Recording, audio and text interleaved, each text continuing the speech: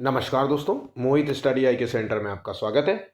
आज हम जो टॉपिक लेके आए हैं वो एसएसटी पेपर 2 का टॉपिक है। वो विविधता, डाइवर्सिटी से रिलेटेड क्वेश्चंस आपको 2 क्वेश्चंस देखने को मिलेंगे इस पूरे एग्जाम में। ये जो टॉपिक है ये इंडियन पॉलिटी का हिस्सा है और सिविक्स, नागरिक शास्त्र का हिस्सा है, जो कि पेपर 2 एसएसटी में बाकायदा सिलेबस में ये मेंशन किया गया है कि विविधता से संबंध में आपको ये टॉपिक तैयार करना है। तो फ्री ऑफ कॉस्ट है, पूरा वीडियो है, मैंने पूरा कंप्लीट वीडियो बनाया है। आपको इतने सारे क्वेश्चंस आप किसी बुक में नहीं मिलेंगे। मैंने पूरा छांट करके 3 से 4 बुक को एक जगह कंपाइल किया है। तो आप इसके नोट्स बनाइए, अच्छे तरीके से तैयार कर लीजिए। देखिए, विविधताओं के संबंध में आपसे क्वेश्चन क्या पूछा जाएगा, तो विविधता के प्रकार क्या हैं। तो देखिए, क्षेत्रीय विविधताएं होती है, सामाजिक विविधताएं होती है, जातिगत विविधताएं होती हैं, है ना। ये विविधताएं होती हैं, रूढ़बद्ध धारणाओं से संबंधित क्वेश्चंस पूछे जाते हैं और इस टाइप के क्वेश्चंस आपको एग्जाम में देखने को मिलेंगे। और इससे संबंध में जो अनुच्छेद होते हैं, जो हमारे संविधान में विधाओं के संबंध में क्या क्या बातें बताई गई हैं, वो सारी चीज़ें मिलेंगी आपको। तो ये इंपॉर्टेंट टॉपिक है, बहुत सिंपल टॉपिक है। इसको तैयार करना होगा आपको अगर आप सीटेट पेपर 2 में अच्छे नंबर लाना चाहते हैं। ठीक है, तो आइए वीडियो को शुरू करते हैं। वीडियो अच्छा लगे तो प्लीज़ वीडियो को लाइक ज़रूर करते हुए जाइएगा और वीडियो को अपने दोस्तों के साथ शेयर कीजिए ताकि वो भी इस वीडियो का लाभ ले सके। और अभी तक चैनल को सब्सक्राइब नहीं किया तो प्लीज़ चैनल को भी सब्सक्राइब के लिए कर लीजिएगा। ठीक है, तो आज का जो टारगेट है वो है 30 लाइक्स का, लाइक मोटिवेशन के लिए, ताकि हम आपके लिए आपसे मोटिवेट होते रहें और डेली इसी प्रकार से हम क्वेश्चंस लेकर के आते रहें। ठीक है, मैं आपसे ये कहना बार बार चाहूँगा कि ये क्वेश्चंस जो है, आप कोई भी प्रीवियस ईयर क्वेश्चंस हो या फिर आप कोई भी बुक खरीद लीजिए, इतने क्वेश्चंस आपको डाइवर्सिटी के संबंध में नहीं देखने को मिलेंगे जितने मैं आपको प्रोवाइड कर रहा हूँ। ठीक है, तो ये कंप्लीट वीडियो है, इससे पूरा चीज़ें आपको क्लियर हो जाएंगी। आइए शुरू करते हैं वीडियो बिना टाइम वेस्ट किए। तो पहला क्वेश्चन है, देखिए, संविधान की 8वीं अनुसूची में कितनी भाषाएं सम्मिलित हैं। तो पहली चीज तो याद रखिएगा कि संविधान में जो भाषाओं के संबंध में अनुसूची बताई गई है उसका संबंध है 8वीं अनुसूची। क्वेश्चन कई बार आपसे पूछा जाएगा कि 8वीं अनुसूची का संबंध किससे, तो 8वीं अनुसूची का संबंध भारतीय भाषाओं से। तो अब याद रखिएगा 8वीं अनुसूची में कितनी भाषाएं सम्मिलित है, तो आंसर है 22 भाषाएं। टोटल 22 भाषाएं जो है भारत के संविधान की 8वीं अनुसूची में सम्मिलित है। जब मूल संविधान था, मूल संविधान बना था, तब जो है मूल संविधान में 14 भाषाएं जोड़ी गई थी। याद रखिएगा, तो पहले जो है 14 भाषाएं थी और बाद में जो है 22 भाषाएं हो गई। तो 14 भाषाओं से 22 भाषाओं का जो सफर है उसमें कौन कौन से कॉन्स्टिट्यूशनल अमेंडमेंट हुए थे ये भी आपको याद रखना है। जो मैं आपको बातें बता रहा हूं वो एक जगह कंपाइल करके हैं और इनको नोट्स के रूप में जरूर से जरूर लिखिएगा। मैं आपसे बार बार कहता हूं कि मैं जो बता रहा हूं उसको नोट्स बनाइए, उसको लिखिए। आप अगर अच्छे नंबर लाना चाहते हैं तो आपको इसी तरीके से पढ़ना होगा। तो देखिए, 14 भाषाएं पहले थी, 22 भाषाएं अभी हैं। तो पहली चीज याद रखिएगा, 21वां संविधान संशोधन अधिनियम जो 1967 में हुआ था, इसके माध्यम से सिंधी भाषा को संवैधानिक भाषा के रूप में दर्जा दिया गया था। उसके बाद अगला संविधान आता है कॉन्स्टिट्यूशनल अमेंडमेंट 71 1997। ठीक है, 1992 इसके तहत जो है 3 भाषाओं को जोड़ा गया है, कोंकणी मणिपुरी और नेपाली। इन 3 भाषाओं को जोड़ा गया। ठीक, अब आ जाते हैं अगली बार पॉइंट पे। तो 92वां संविधान संशोधन जो कि 2003 में पारित हुआ था, इसके तहत जो है 4 भाषाओं को जोड़ा गया था, बोडो, डोगरी, मैथिली और संथाली। इन 4 भाषाओं को जोड़ा गया था। तो याद रखिएगा, पहला कॉन्स्टिट्यूशनल अमेंडमेंट जब हुआ था इसके संबंध में, भाषाओं के संबंध में, तो 1 भाषा जोड़ी गई थी, फिर उसके बाद 3 भाषाएं जोड़ी गई थी, फिर उसके बाद 4 भाषाएं जोड़ी गई थी। क्वेश्चन इस रूप में तक पूछ लिया जाता है कि जो संविधान में भाषाओं के संबंध में जो 21वां संविधान संशोधन था उसमें कितनी भाषा जोड़ी गई थी। तो आपको याद रखना है 1 भाषा, सिंधी। ठीक है, तो इस तरीके से आपको तैयार करते हुए चलना है। आइए नेक्स्ट क्वेश्चन की ओर। संविधान की 8वीं अनुसूची जिसका संबंध भारतीय भाषाओं से है, इसमें पहली बार कितनी भाषाएं थी। पहली बार कितनी भाषाएं थी मतलब पहले उसमें कितनी भाषाएं थी, तो जब मूल संविधान बना था तब इसमें 14 भाषाएं थी। फिर बाद में इसमें संशोधन हुआ, 1967 में पहला संशोधन हुआ भाषाओं के संबंध में, फिर 92 में हुआ, फिर जो है 2003 में संशोधन हुआ। इन 3 भाषाओं के साथ 1, 3 और 4 इन सभी भाषाओं को याद कर लेना है आपको, ठीक है। चलिए नेक्स्ट, भारत में अंग्रेजी को किस प्रकार का दर्जा प्रदान किया गया है? तो भाषाओं के तौर पे देखा जाए तो भारत एक विविध भाषाई वाला देश है, जहाँ पे अंग्रेजी भी बोली जाती है, जहाँ पे एक राज्य ऐसा भी है जहाँ पे आधिकारिक भाषा है, यहाँ पे जो है हिंदी भी बोली जाती है, पंजाबी भी बोली जाती है, कोंकणी, मैथिली, संथाली, जाने कितनी भाषाएं बोली जाती हैं। तो अगर हम अंग्रेजी को बात करें तो ये है सहराज भाषा। भारत में जो है हिंदी एक भारत की कोई भी राष्ट्रभाषा नहीं है, पहली बात ये याद रखना। भारत की जो हिंदी है वो एक राजकीय भाषा है, कामकाज की भाषा है, या राजभाषा कह सकते हैं, राज्य भाषा नहीं राजभाषा कह सकते हैं, ठीक है। तो ये चीज याद रखिएगा। तो इंग्लिश जो है ये सह राजभाषा है, ठीक है, इस चीज को भी ध्यान रखिएगा। नेक्स्ट, किस भाषा को भारतीय संविधान में राजभाषा घोषित किया गया है? तो भारत के संविधान में जो देवनागरी लिपि है हिंदी, उसको राजभाषा घोषित किया गया है, इस बात को याद रखिएगा। और इसका संबंध जो है किस अनुच्छेद से? तो इसका अनुच्छेद से संबंध है 343।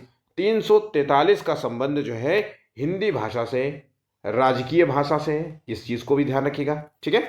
चलिए नेक्स्ट क्वेश्चन, किस संविधान संशोधन द्वारा मैथिली, संथाली, डोगरी और बोडो 8वीं अनुसूची में जोड़ा गया था? जैसा कि मैंने अभी आपको बताया कि मैथिली, बोडो, डोगरी, मैथिली, संथाली ये 4 भाषाएं हैं। 92वां कॉन्स्टिट्यूशनल अमेंडमेंट 2003 द्वारा इसको जो है संविधान में जोड़ा गया था, जिसके तहत अब टोटल जो है भारत के संविधान में 22 भाषाएं हो जाती हैं, ठीक है।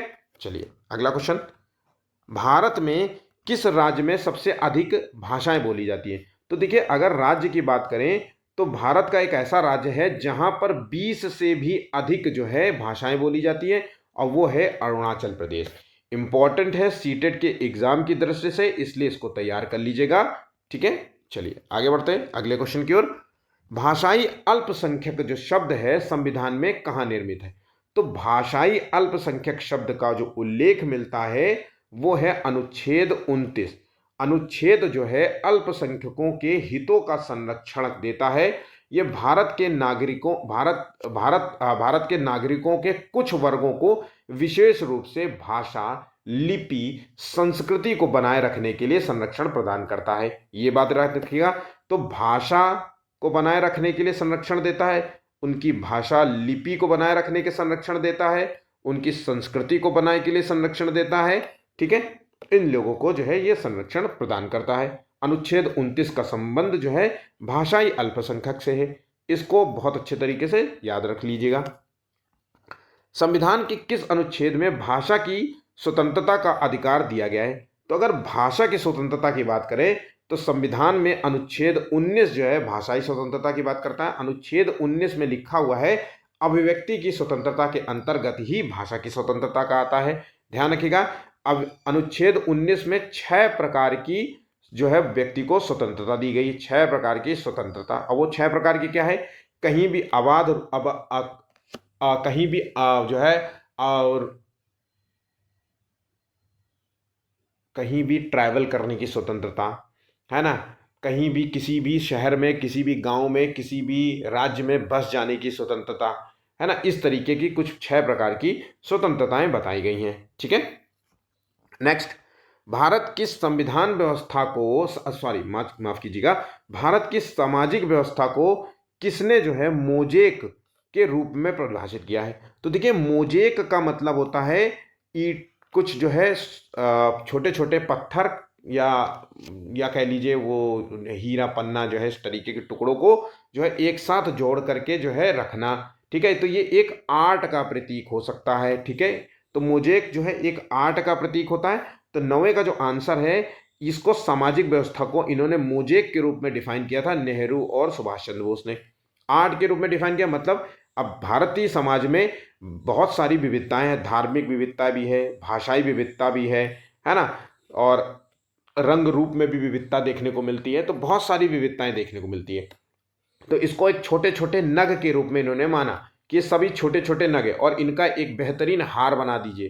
तो इसी को इन्होंने मोजेक के रूप में डिफाइन किया था, नेहरू और सुभाष चंद्र बोस ने। आंसर देखिए, याद रखिएगा, सीटेट के एग्जाम में ऐसे टाइप के क्वेश्चंस बहुत पूछ लिए जाते हैं। ठीक है, भाषाई राज्यों की अवधारणा को किस आयोग की सिफारिश पर लागू किया गया था? तो देखिए, एक ऐसा आयोग बनाया गया था जिसका जो है मूल लक्ष्य था कि राज्यों का गठन करना भाषाई के आधार पर, भाषा के आधार पर राज्यों को अलग कर देना, ये कहा था। तो ये आयोग था, स्टेट रीऑर्गेनाइजेशन कमीशन का गठन किया गया था भाषाई राज्यों की अवधारणाओं को फिट करने के लिए। इसको कहते हैं राज्य पुनर्गठन आयोग। ये याद रखिएगा, राज्य पुनर्गठन आयोग। इसका मूल लक्ष्य था कि राज्यों को भाषा के आधार पर पुनर्गठित किया जाए। इसके आधार पर 14 राज्यों का गठन किया गया था, भाषाई आधार पर 14 राज्य और 6 यूटीज केंद्र शासित राज्यों का गठन किया गया था। इस चीज को भी ध्यान रखिएगा, अच्छे तरीके से याद कर लीजिएगा। और पहला राज्य कौन था जिसका भाषाई राज्य के आधार पर जो है बनाया गया था? तो पहला राज्य था आंध्र प्रदेश। आंध्र प्रदेश का गठन किया गया था राज्य पुनर्गठन आयोग की सिफारिश के आधार पर। इसी तरीके से गठन हुआ था और ये 1953 में गठित हुआ था। याद रखिएगा, 1953 में जो है इसका गठन हुआ था। और ये जो आंध्र प्रदेश है किस राज्य से अलग हुआ था? तो मद्रास राज्य से इसे अलग किया गया था। इतना भी ध्यान रखिएगा, आंध्र प्रदेश का गठन 1953 में हुआ था और ये मद्रास राज्य से अलग हुआ था। ठीक है, और राज्य पुनर्गठन आयोग का जो है स्थापना कभी थी? तो 1956 में हुई थी, ये भी याद रखिएगा। ठीक है, भारत की कौन सी भाषा जो है सबसे अधिक बोली जाती है? तो भारत में जो है सबसे ज्यादा अगर बोली जाती है तो वो हिंदी भाषा है। और हिंदी भाषा ये कितने करोड़ लोग बोलते हैं? तो तकरीबन 55 करोड़ लोग भारत में हिंदी भाषी हैं। अगर परसेंटेज की बात करें तो टोटल नंबर ऑफ परसेंटेज है 44। इसके बाद जो है सबसे ज़्यादा बोली जाती है बंगाली भाषा। ठीक है, उसके बाद बोली जाती है तेलुगु भाषा। तो याद रखें आप, तेलुगु भाषा, बंगाली, मराठी, उसके बाद सॉरी बोली जाती है सबसे ज़्यादा जो है थर्ड नंबर पे मराठी, तीसरे नंबर पे तेलुगु। ठीक है, सिंध भाषा को संविधान की 8वीं अनुसूची में किस संविधान संशोधन द्वारा जोड़ा गया था? तो सिंध भाषा जो कि 21वें संविधान संशोधन का हिस्सा है, ये 1967 में जो है इसको जो है इसके द्वारा जो है सिंध भाषा को जोड़ा गया था। ठीक है, इसके जोड़ने के बाद जो है टोटल नंबर ऑफ जो है भाषा हो गई थी 15। पहले 14 थी, 21वें के द्वारा एक भाषा जोड़ी गई तो 15 हो गई।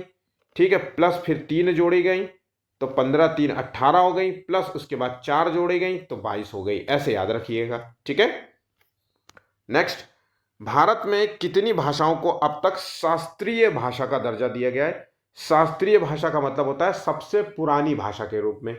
तो अब तक जो है 6 भाषाओं को शास्त्रीय भाषा का दर्जा दिया गया है। कौन कौन सी है? तो एक तो पहली बात तो याद रखना तमिल है। ठीक है, दूसरी है संस्कृत, तीसरी है कन्नड़, तेलुगु, मलयालम और उड़िया। ठीक है, 1 2 3 3 6, तो टोटल 6 हो गई। याद रखना, एग्जाम के लिए महत्वपूर्ण है, इन 6 भाषाओं को याद रखना होगा आपको। नेक्स्ट क्वेश्चन है, तमिल भाषा को किस वर्ष जो है शास्त्रीय भाषा का दर्जा प्रदान किया गया था? तो देखिए, तमिल भाषा को 2004 में शास्त्रीय भाषा का दर्जा प्रदान किया गया था और टोटल नंबर ऑफ शास्त्रीय भाषा है 6। भारत की भाषा नीति को क्या कहा जाता है? तो भारत की भाषा नीति को बहुल भाषा नीति कहा जाता है, क्योंकि भारत में कई भाषाएं बोली जाती हैं और एकल भाषी हो नहीं सकता। द्विभाषी का मतलब 2 भाषा, ये नहीं हो सकता। राष्ट्रभाषा नीति है ही नहीं कि भारत की कोई भी राष्ट्रभाषा नहीं है। यहां पे राजकीय भाषा जरूर है हिंदी। किस आयोग ने भारत में धार्मिक और भाषाई अल्पसंख्यकों की सुरक्षा की संस्तुति की थी? तो भारत के किस आयोग ने भाषाई और अल्पसंख्यक, ये याद रखना, धार्मिक अल्पसंख्यक और भाषाई अल्पसंख्यक की सुरक्षा की बात कही थी? तो ये सच्चर आयोग। सच्चर आयोग का बहुत बहुत इंपॉर्टेंट है। सच्चर आयोग का गठन इसलिए किया गया था कि इस गठन का इसका मूल लक्ष्य था कि मुसलमानों को सामाजिक, आर्थिक और शैक्षणिक जो है स्थिति में सुधार किया जाए। वो चाहते थे कि मुसलमानों की जो स्थिति है या जो पिछड़ापन है, चाहे वो सामाजिक पिछड़ापन हो, चाहे वो आर्थिक पिछड़ापन हो, या चाहे वो शैक्षणिक पिछड़ापन हो, जो ये पुरानी रूढ़िवादी धारणाओं पे जो है चिपके रहते हैं, उसको हटाया जाए। क्योंकि ये मानते थे कि अगर मुसलमानों को आगे बढ़ना है, अपने बच्चों को आगे बढ़ाना है, तो इन चीज़ों में सुधार होना बहुत ज़रूरी है। तो सच्चर आयोग का संबंध भाषाई और धार्मिक जो है अल्पसंख्यकों की स्थिति को सुधारना, सामाजिक स्थिति को सुधारना, आर्थिक स्थिति को सुधारना, शैक्षणिक स्थिति को सुधारना। ठीक है, खास तौर से किसके लिए? ये मुसलमान जो है के लिए जो है ये बनाई गई थी। चलिए अगला क्वेश्चन, कोंकणी भाषा जो है किस राज्य की आधिकारिक भाषा है? क्वेश्चन बहुत इंपॉर्टेंट है। तो कोंकणी जो भाषा है वो गोवा की भाषा है, और ये इंपॉर्टेंट भी है क्योंकि कई बार ये क्वेश्चन पूछा जाता है। मैं आपको एक कहानी बताता हूँ कि एक 2012 में जब मैं पहली बार यूपीएससी दे रहा था, तो यूपीएससी के एग्जाम में ये क्वेश्चन आया था, जबकि मैं ये क्वेश्चन पढ़ चुका था, मतलब ये तैयार मुझे याद था, लेकिन ये एक बार आया, ये मैंने इतना ध्यान से नहीं देखा कि कोंकणी भाषा गोवा में भी बोली जाती। तो इस तरीके से कई बार क्वेश्चन आपसे पूछ लेता है। जैसे कि मैंने अभी आपको बताया कि 22 टोटल भाषाएं, तो अब आपको क्या करना है कि एक बार 22 भाषाएं कौन कौन सी हैं उन सभी को एक बार देख लो सरसरी निगाह से। और ख़ास तौर से जैसे कुछ जो भाषाएं जोड़ी गई हैं हाल ही में, तो उन भाषाएं वो किस राज्य में बोली जाती है, ऐसे क्वेश्चन देखिए। तो जैसे आपसे एक क्वेश्चन पूछूं कि डोंगरी भाषा जो है, जो कि डोंगरी भाषा जोड़ी गई थी 92वां कॉन्स्टिट्यूशनल अमेंडमेंट 2003 द्वारा, तो ये डोंगरी भाषा जो है किस राज्य की भाषा से संबंध में है? तो इसका जो है आप हमें कमेंट कीजिएगा। ठीक है, कमेंट कीजिएगा कि ये डोंगरी भाषा का संबंध कहाँ से। तो इस तरीके से आप जो है पढ़ना पड़ेगा आपको। ऐसा नहीं कि मैंने अब चार सारी चीज़ें बता दी तो आप ये सोच लिए कि इसमें से कोई और क्वेश्चन नहीं पूछा। हो सकता है पूछ ले कि मैथिली पूछेगा, इनफैक्ट कि मैथिली भाषा कहाँ है। तो ये आपको पता है कि मैथिली भाषा जो है बिहार की भाषा है, संथाली भाषा झारखंड में बोली जाती है ना, और बोडो जो है ये असम में बोली जाने वाली भाषा है। तो ये सारी चीज़ें तो आपको पता है, पर डोंगरी भाषा जो है किस जो है राज्य से संबंधित है, इसको भी आप कमेंट कीजिएगा एक बार। ठीक है, चलिए अगला क्वेश्चन, नागालैंड की प्रमुख जो है भाषा क्या है? तो देखिए नागालैंड की जो भाषा है वो है अंग्रेजी। हाँ जी, बिल्कुल सही है आंसर। अंग्रेजी जो है भाषा यहाँ की जो है आधिकारिक भाषा मानी जाती है। ऑप्शन यहाँ पे बी सही जवाब है। 19वां, भारत में धर्म की स्वतंत्रता को किस प्रकार का अधिकार माना जाता है? तो भारत में धर्म की स्वतंत्रता को मौलिक अधिकार की संज्ञा दी जाती है। और भारत में धर्म की स्वतंत्रता जो है जिसका जिक्र जो है किस अनुच्छेद में मिलता है? तो अनुच्छेद 25 से अनुच्छेद 28 तक का संबंध जो है व्यक्ति के धर्म की स्वतंत्रता से है। धर्म को मानना, धर्म को आचरण करना, धर्म के अनुरूप आचरण करना, धर्म का प्रमोशन करना, किसी धर्म के लिए कर ना देना, टैक्स ना देना, ये सभी इसकी जो है कुछ जो है क्लॉज हैं। ठीक है, नेक्स्ट, राज्यसभा में भाषाई विविधता को कैसे प्रस्तुत किया गया है? तो देखिए राज्यसभा में अगर कोई मेंबर है और वो अपनी बात रखना चाहता है, तो याद रखिएगा वो अपनी क्षेत्रीय भाषा में कार्य कर सकता है, क्षेत्रीय भाषा में अपनी बात को रख सकता है। आंसर यहाँ पे बी सही जवाब है। नेक्स्ट, भारत एक धर्मनिरपेक्ष राष्ट्र है, ये किस अनुच्छेद में स्पष्ट किया गया है? तो भारत एक धर्मनिरपेक्ष राष्ट्र है, इसका संबंध जो है प्रस्तावना से, भारत की प्रस्तावना में ये शब्द जोड़ा गया था 42वें संविधान संशोधन द्वारा 1976 द्वारा जो है इस शब्द को, धर्मनिरपेक्ष शब्द को जोड़ा गया था, ये भी याद रखिएगा।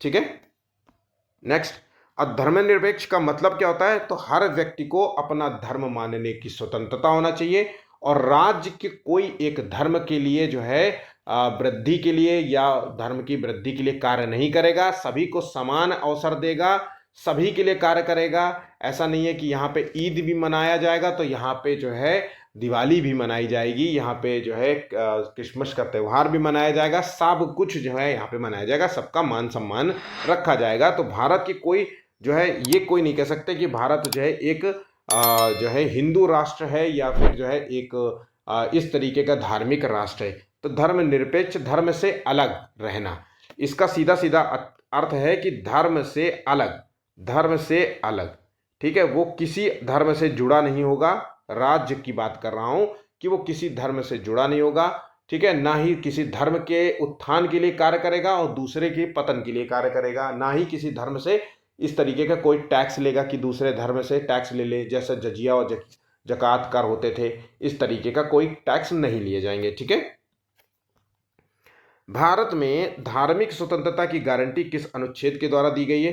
तो भारत में जो है धार्मिक स्वतंत्रता की बात करता है वो है अनुच्छेद 25, ठीक है। आंसर हो गया है ऑप्शन सी। नेक्स्ट, किस अनुच्छेद में कराधान के बावजूद धार्मिक क्रियाकलापों को कर से मुक्त रखा गया है? तो भारत में कर प्रणाली है, टैक्स जो है भारत में लगाया जाता है। इन सब टैक्स प्रणाली होने के बावजूद जो है धार्मिक क्रियाकलापों पे कोई भी टैक्स नहीं लगाया जाता है। तो टैक्स नहीं लगाया जाता है, टैक्स से मुक्त रखा गया है। वो क्यों रखा गया है? तो यहाँ पे 23वें का जो आंसर है देखिए, तो यह है अनुच्छेद 27। भारत में किसी भी धर्म को लेकर के टैक्स नहीं देना है।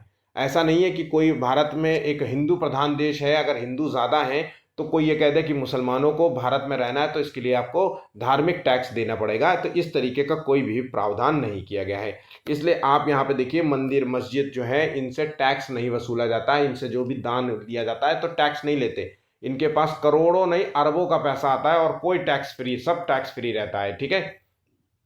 तो इस चीज का आंसर यहाँ पे ए है। सच्चर समिति का गठन जो है किस उद्देश्य से हुआ था? तो देखिए, सच्चर समिति का जो गठन है वो मुस्लिम अल्पसंख्यकों की सामाजिक आर्थिक स्थिति को सुधारने के उद्देश्य से इसका गठन किया गया था। ये बात याद रखना, ठीक है। भारत में सबसे बड़ा धार्मिक अल्पसंख्यक समुदाय कौन सा है? तो भारत में सबसे बड़ा धार्मिक अल्पसंख्यक समुदाय की बात करें तो मुस्लिम जो है, मुसलमानों की संख्या यहाँ पे करीब करीब 18 से 20% जो है धार्मिक अल्पसंख्यक के रूप में जो है मानी जाती है। तो अगर हम 20% ले लें, 140 करोड़ की पॉपुलेशन, तो यहाँ पे 28 करोड़ लोग जो है धार्मिक अल्पसंख्यक जो है मुसलमान इस देश में रहते हैं, ठीक है। नेक्स्ट, कौन सा अनुच्छेद किसी धार्मिक संस्थान को अपनी इच्छानुसार धार्मिक कार्य करने की स्वतंत्रता देता है?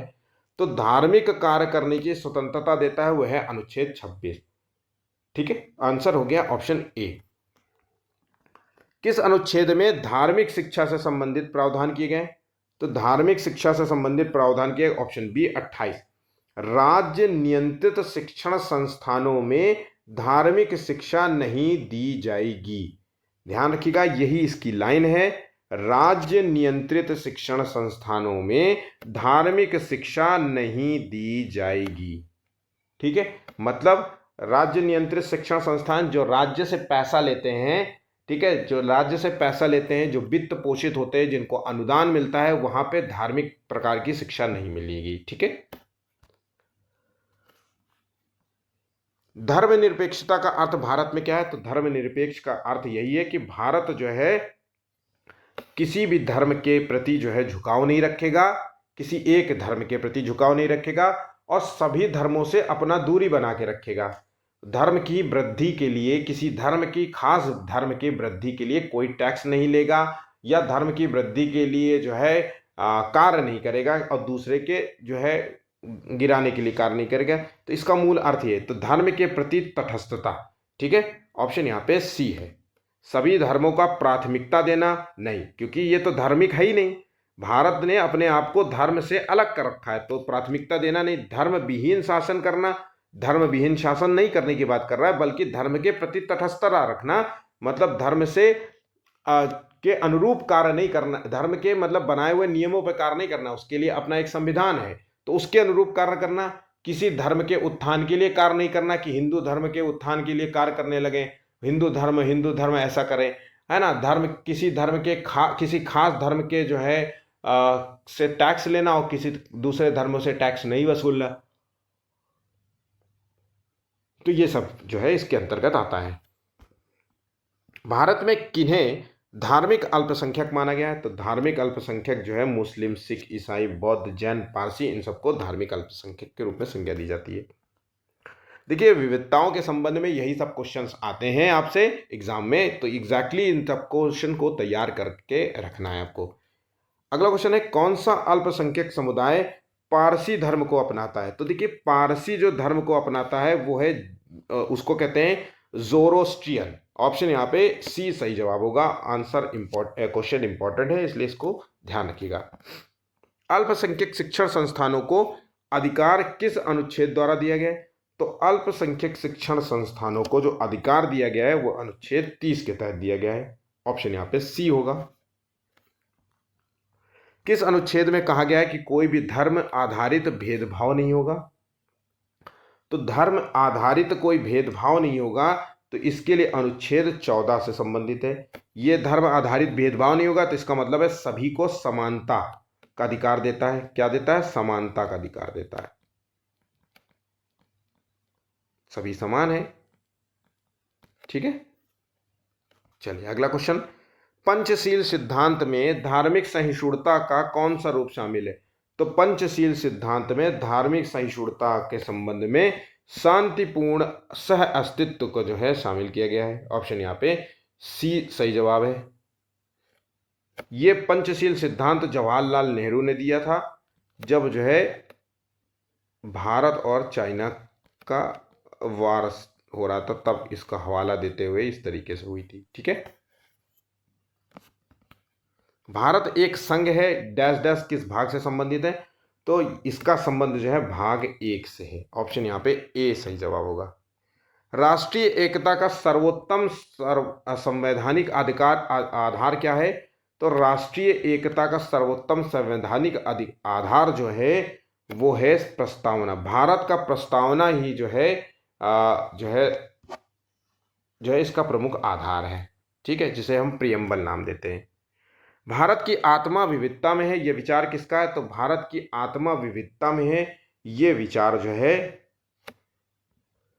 रविंद्रनाथ टैगोर से जुड़ा हुआ है और इसका संबंध जो है भारत की संस्कृति से है। ठीक है, किस संवैधानिक निकाय का उद्देश्य भाषाई अल्पसंख्यकों को सुधार करना होता है? तो भाषाई अल्पसंख्यक के सुधार के लिए एक संवैधानिक निकाय का गठन किया गया था, तो वो गठन है भाषाई अल्पसंख्यक आयुक्त। ऑप्शन यहाँ पे सी। विविधता में एकता का सबसे बड़ा माध्यम क्या है? तो विविधता में एकता सबसे बड़ा माध्यम है हमारा संविधान, जो हमें इजाजत देता है। ठीक है, ऑप्शन ए सही जवाब है। भारत की धर्मनिरपेक्षता की प्रकृति कैसी है? तो भारत की जो धर्मनिरपेक्षता की प्रकृति है वो है सकारात्मक। सकारात्मक और नकारात्मक का क्या संबंध है कि देखिए भारत जो है किसी भी धर्म को बढ़ावा देने के लिए कार्य नहीं करेगा कि खास किसी धर्म को बढ़ावा देने के लिए कार्य करे, है ना, सभी को समान रूप से मानेगा सभी। तो ये प्रकृति जो है सकारात्मक है। अगर हम यहाँ कहते हैं कि भारत किसी खास एक धर्म के लिए विशेष कार्य करेगा तो नकारात्मक रूप से जो है पॉइंट्स हो जाते हैं। ठीक है, तो यहाँ पे आंसर हो गया सकारात्मक। ऑप्शन यहाँ पे बी सही जवाब है। भारत की विविधता के लिए उपयुक्त जो है सबसे उपयुक्त उपमा क्या है? तो सबसे उपयुक्त है फूलों की माला, क्योंकि भारत एक विविधताओं का देश है। बहुत ज़्यादा विविधताएं यहाँ पे पाई जाती हैं। विविधताओं के अनेक प्रकार हैं, चाहे वो भाषाई विविधता हो, धार्मिक विविधता हो, है ना, पहनावा की विविधता हो, बातचीत की विविधता हो, तो ये सारी विविधताएं, तो इसको फूलों को माला के रूप में जो है बहुत सारे जो है विविधताओं की अलग अलग चीज़ें हैं, उन सबको एक माला में पिरोना। ठीक है, भारत में कुल कितने अनुसूचित जनजातियां समूह हैं? अनुमान लगाना है कि लगभग। तो भारत में अनुसूचित जनजातियों का जो संख्या है वो है 645 लगभग।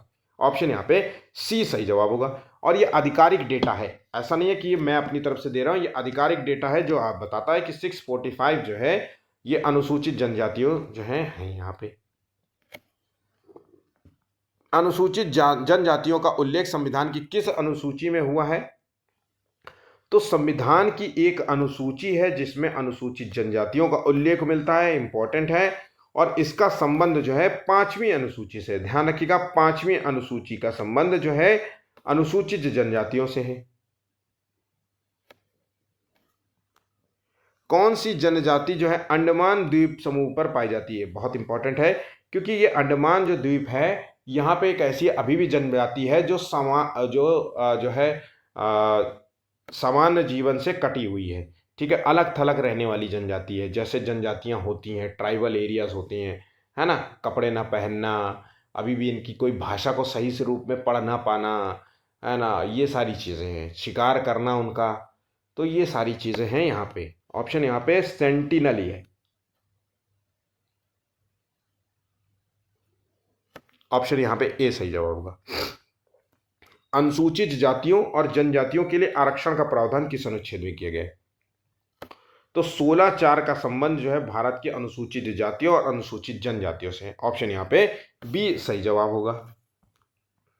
संविधान की कौन सी अनुसूची आदिवासी क्षेत्रों के प्रशासन को निर्देशित करती है? तो आदिवासी क्षेत्रों के प्रशासन से जुड़ी हुई अनुसूची है जिसका संबंध जो है क्या है, तो ये है 5वीं अनुसूची। ऑप्शन यहाँ पे बी सही जवाब होगा। अनुसूचित जातियों की रक्षा के लिए कौन सा अधिनियम लागू किया गया है? तो इनके लिए 1989 में अनुसूचित जाति अनुसूचित जनजाति अत्याचार निवारण अधिनियम जो है लागू किया गया था। इंपॉर्टेंट है कि ये 1989 में जो है ये प्रस्ताव हुआ था, पारित हुआ था, तो इस चीज को ध्यान रखना, ये इंपॉर्टेंट है, डे यहाँ पे वर्ष बहुत इंपॉर्टेंट है। भारत में सबसे अधिक जनसंख्या किस जो है जनजाति की है? तो भारत में सबसे अधिक जनसंख्या वो भील जनजाति की है। भील जनजाति की संख्या सबसे ज्यादा है और दूसरे नंबर पे है गोंड। गोंड जनजाति की संख्या सबसे ज्यादा है, तो याद रखना गोंड जनजाति के सेकंड नंबर पे है, भील जनजाति पहले नंबर पे है।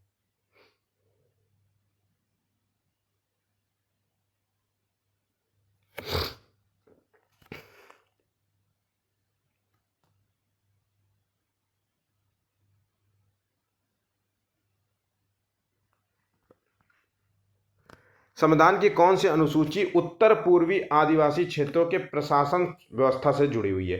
तो देखिए अनुसूची मैंने दो आप तो बता ही दिया, और अनुसूची जो है उत्तर पूर्वी आदिवासी क्षेत्रों मतलब असम, मेघालय, त्रिपुरा, मणिपुर, इन जो है एरिया में रहने वाली जो है आदिवासी जनता है, तो इसका संबंध है जो है 48वें का, यह है 6वीं अनुसूची से। कहाँ?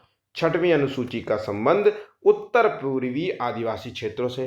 खास तौर से इसमें 4 राज्यों का नाम दिखता है, असम, मेघालय, त्रिपुरा और मिजोरम।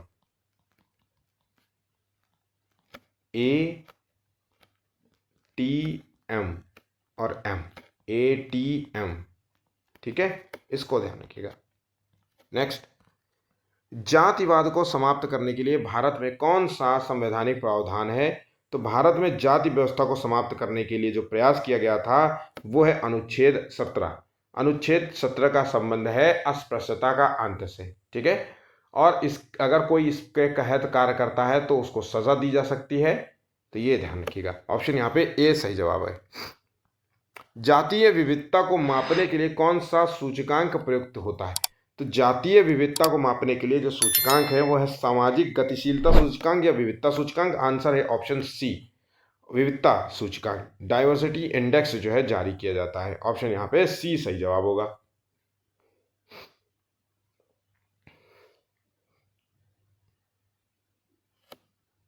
नेक्स्ट, भारत में न्यायपालिका का दृष्टिकोण जातीय विविधता पर कैसा रहा है? तो इसका जो दृष्टिकोण है वो जातीय विविधता पर जो है सक्रिय रहा है और संवैधानिक रूप से इसने कार्य किया है, ठीक है, तो ऑप्शन यहाँ पे सी सही जवाब है। भारत में बहुलतावाद का अर्थ है, तो भारत में बहुलतावाद का अर्थ क्या है कि भारत में बहुत सारी विविधताएं देखने को आपको मिलती है,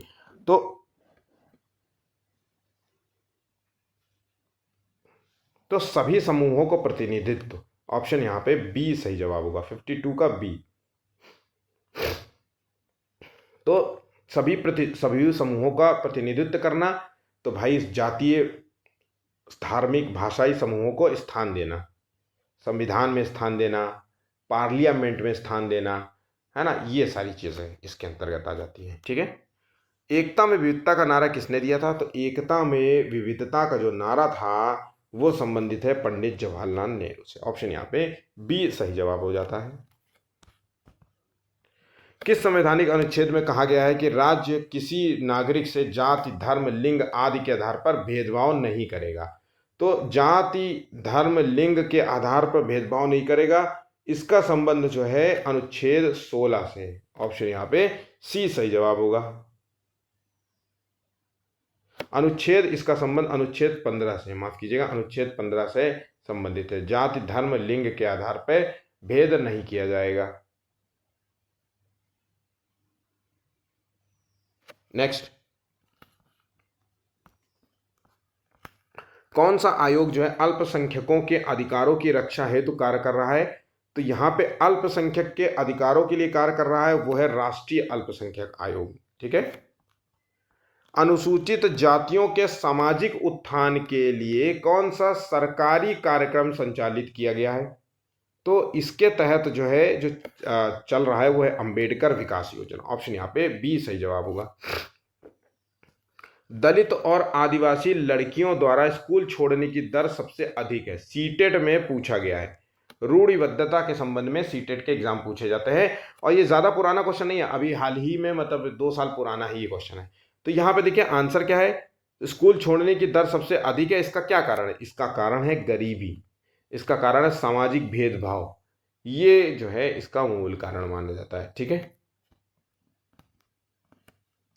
संविधान में समानता का अधिकार किस भाग में सम्मिलित है, शामिल है? तो भारत में संविधान में समानता का अधिकार जो है ये संबंधित है भाग 3 से। ऑप्शन यहाँ पे ए सही जवाब होगा।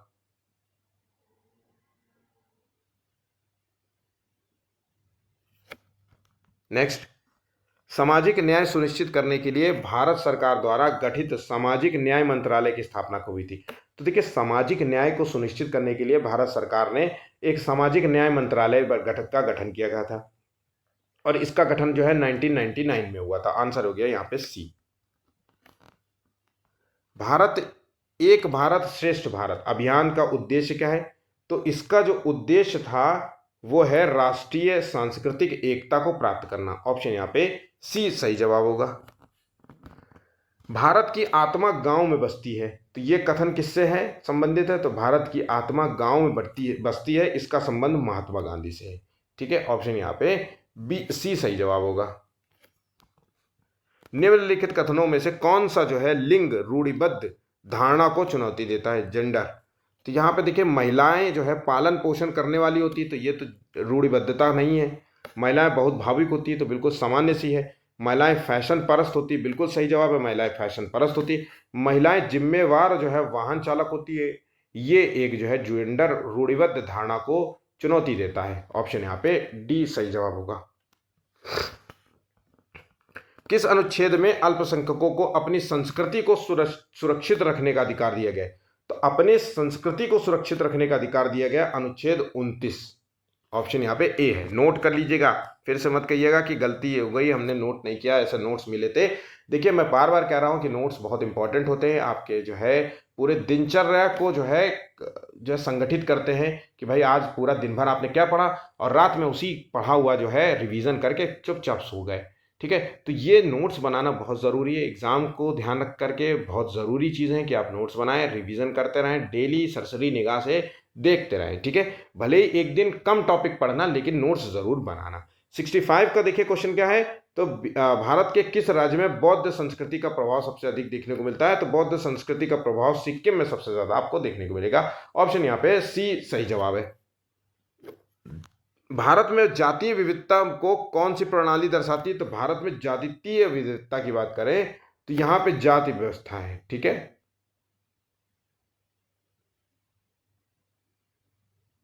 नेक्स्ट, यूनिटी इन डाइवर्सिटी की अवधारणा किसने विशेष बल दिया था? तो यूनिटी इन डाइवर्सिटी की अवधारणा पर जो है किसने विशेष बल दिया था? 67 का है जवाहरलाल नेहरू ने। ठीक है। इन्होंने जो है इसका जो है बाकायदा जिक्र किया था, इस शब्द को अच्छे से डिफाइन किया है डिस्कवरी ऑफ इंडिया में, जो इनकी ही लिखी हुई पुस्तक है। ठीक है। निम्नलिखित उदाहरणों में से विविधता को दर्शाने वाला उदाहरण कौन सा है? तो विविधताओं को दर्शाने वाला उदाहरण कौन सा है देखते हैं। तो परितोष को बंगला अच्छी आती है और सुचिता को हिंदी बोलनी आती है। तो यहां पे आंसर हो गया ऑप्शन ए। दोनों अपनी अपनी भाषा अच्छे तरीके से बोल रहे हैं, यही विविधता का मूल मंत्र है। ठीक है, नेक्स्ट। जब हम व्यक्तियों को एक ही छवि में बांधते हैं तो हम रूढ़िवादी धारणा का निर्माण करते हैं।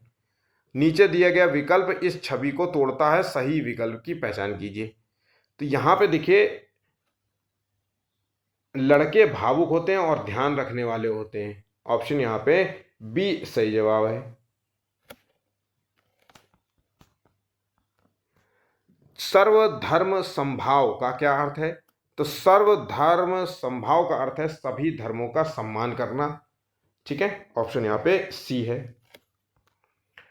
विविधता के संदर्भ में कौन सा कथनों पर विचार करना है? विविधता का अर्थ है मनुष्यों के बीच वंशानुगत आधार पर भाषाई, सांस्कृतिक और धार्मिक विविधता।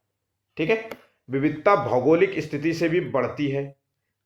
तो इनमें से कथन क्या सही है? दोनों। तो बिल्कुल सही जवाब है, आंसर हो गया ऑप्शन ए।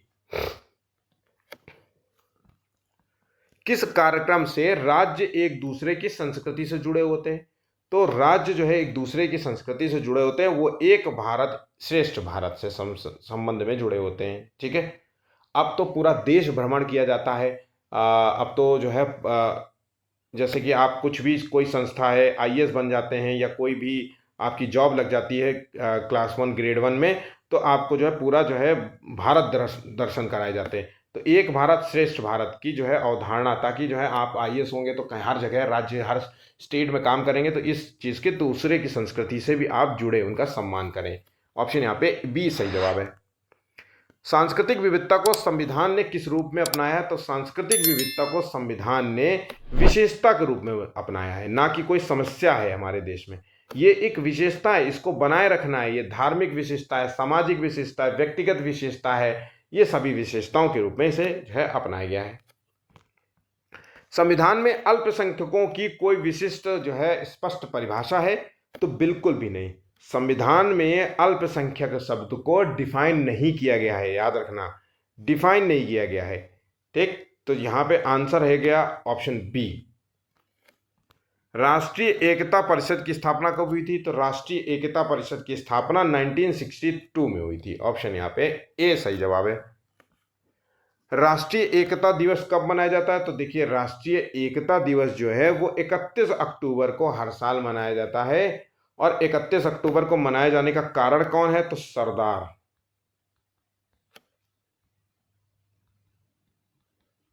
पटेल। ठीक है,